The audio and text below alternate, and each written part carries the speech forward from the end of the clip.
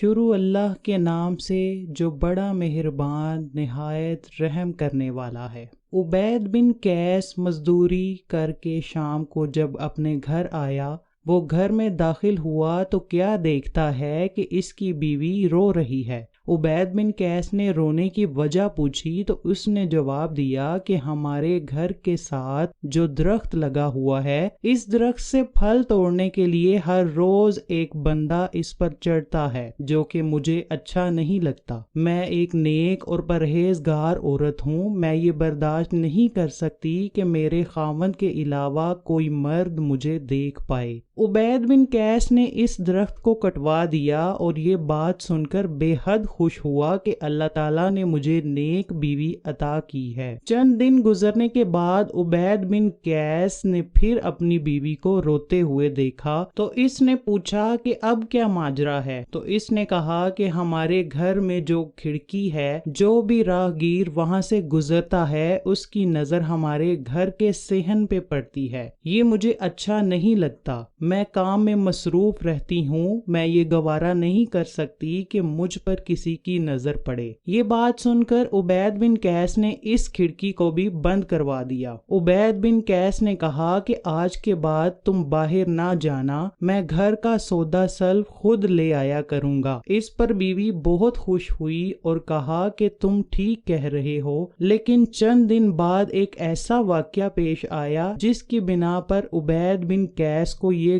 گھر چھوڑنا پڑا۔ وہ یہ گھر چھوڑ کر کسی دوسرے شہر جا بسا۔ ایک دن اتفاقاً عبید بن قیس اپنے گھر جلد آ گیا۔ اس نے دیکھا کہ اس کی بیوی ایک غیر مرد کے ساتھ لیٹ کر بدکاری کر رہی ہے۔ وہ یہ دیکھ کر بہت ہی پریشان ہوا۔ وہ اپنی بیوی کی بات کو سمجھ گیا تھا کہ میری بیوی نے وہ درخت اور کھڑکی کیوں ختم کروائی تھی کہ مجھے بدکاری کرتے ہوئے کوئی دیکھ نہ لے۔ اس نے اپنی صفائی دیتے ہوئے مجھے مطمئن کیا اور مجھ سے درخت اور کھڑکی کو ختم کروا دیا تاکہ میں یہ سمجھوں کہ میری بیوی نیک اور پرہیزگار ہے۔ وہ یہ سارا ماجرا دیکھ کر بہت حیران و پریشان تھا۔ اس نے اپنا گھر چھوڑنے کا فیصلہ کیا اور اپنے کپڑے پکڑ کر کسی دوسرے شہر میں چل دیا۔ راستے میں اس سوچ میں جا رہا تھا کہ میری بیوی دیکھنے میں تو بڑی نیک اور پرہیزگار لگ رہی ہے، پر اس نے بدکاری کر کے میرا اعتبار کیوں توڑا؟ جب وہ کسی دوسرے شہر میں پہنچنے والا تھا کہ دیکھتا ہے کہ راستے میں کافی زیادہ سپاہی ہر آنے جانے والے کی تلاشی لے رہے ہیں۔ وہ یہ دیکھ کر حیران ہوا کہ سپاہی کیوں تلاشی لے رہے ہیں، کیا واقعہ ہوا ہے۔ وہ سپاہیوں کے پاس گیا۔ جب سپاہیوں نے عبید بن قیس کی اچھے طریقے سے تلاشی کر لی تو اس نے دریافت کیا کہ کیا ہوا ہے جو اتنی سختی سے ہر ایک کی تلاشی لی جا رہی ہے۔ ان میں سے ایک بندے نے جواب دیا کہ بادشاہ سلامت کے گھر میں چوری ہوئی ہے، چور بھاری تعداد میں خزانہ لوٹنے میں کامیاب ہو گئے ہیں۔ اس نے جواب دیا، اچھا یہ معاملہ ہے۔ یہ بات سن کر وہ آگے کی طرف جا رہا تھا کہ اس نے ایک شخص دیکھا جس نے بہت لمبا جبہ پہنا ہوا تھا۔ وہ اپنے پاؤں کی انگلیوں کے بل چل رہا تھا، اپنی ایڑیوں پر وزن نہیں ڈال رہا تھا۔ آپ کو اس کا یہ انداز عجیب لگا۔ ہر کوئی شخص اس بندے کو سلام کر رہا تھا اور بڑے ادب و احترام سے مل رہا تھا، جیسے کہ کوئی پیر و مرشد سے مل رہے ہیں۔ اس شخص کا یہ کہنا تھا کہ میں اس لیے پورے پاؤں پر وزن ڈال کر نہیں چلتا کہ کہیں ایسا نہ ہو کہ چیونٹیاں وغیرہ میرے پاؤں کے نیچے آ کر مر جائیں۔ کیڑے مکوڑے بھی خداوند کی پیدا کی ہوئی مخلوق ہیں، اس لیے وہ شخص اپنا پاؤں بچا بچا کر رکھتا تھا۔ یہاں ہر کوئی امیر و غریب، بادشاہ و گدھا اس نیک شخص سے دینی مشورے لیتا تھا، اس لیے سب اس کی عزت کر رہے ہیں، اس لیے سب اس کی عزت کرتے تھے۔ لوگوں کی نظروں میں یہ ایک بہت بڑا عالم اور نیک و پرہیزگار بندہ تھا۔ یہ سنتے ہی عبید بن قیس نے کہا کہ خدا کی قسم مجھے چور کا پتہ چل گیا ہے، مجھے بادشاہ سلامت کے پاس لے جاؤ، میں چور کے بارے میں جانتا ہوں۔ سپاہی اس کی بات سن کر دنگ رہ گئے۔ سپاہیوں نے عبید بن قیس کو ساتھ لیا اور بادشاہ کے پاس چلے۔ سپاہی سپاہیوں نے عبید بن قیس کو ساتھ لیا اور بادشاہ کے پاس چلے گئے۔ وہاں جا کر سپاہیوں نے بادشاہ سے مخاطب ہو کر کہا، حضور، یہ بندہ کہتا ہے کہ مجھے چور کا پتہ چل گیا ہے، بادشاہ سلامت کا خزانہ چوری کرنے والا کون ہے؟ جب بادشاہ نے اس بندے سے پوچھا کہ کون ہے وہ چور جس نے خزانہ چوری کیا ہے، عبید بن قیس نے کہا کہ جو بندہ انگلیوں پر چلتا ہے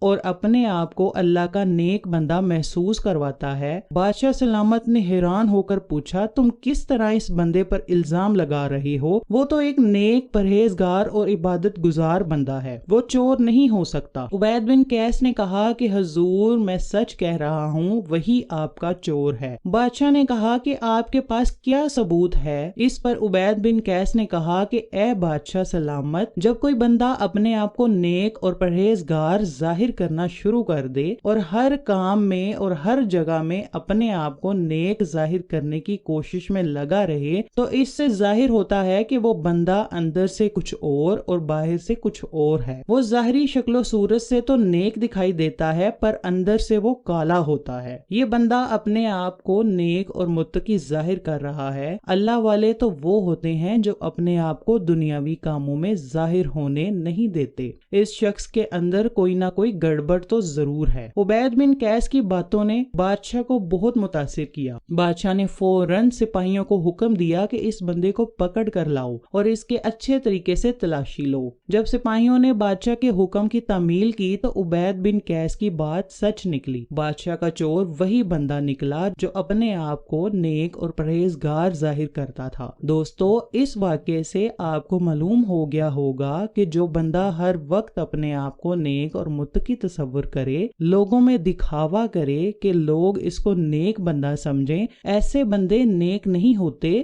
نیک بندہ کبھی بھی اپنے آپ کو ظاہر نہیں کرتا، وہ کسی سے نیکی کر کے اس کا دکھاوا نہیں کرتا۔